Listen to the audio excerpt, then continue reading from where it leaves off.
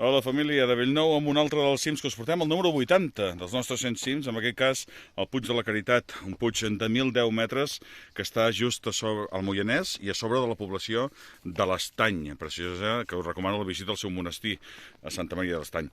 Aquí hem pujat amb l'Elvira, l'Antoni i la Mercè i el gos en Bruix, amb aquest cim que té una vista magnífica. A darrere podem veure Montserrat, com queda, i totes les planes, des del Port del Comte fins al Canigó, el Montseny, que ens quedava també, ens queda llevant a darrere de la plana de Vic, i que és realment preciós. Hi ha aquesta creu aquí dalt, i aquí veiem la població de l'Estany, que ens queda just aquí sota.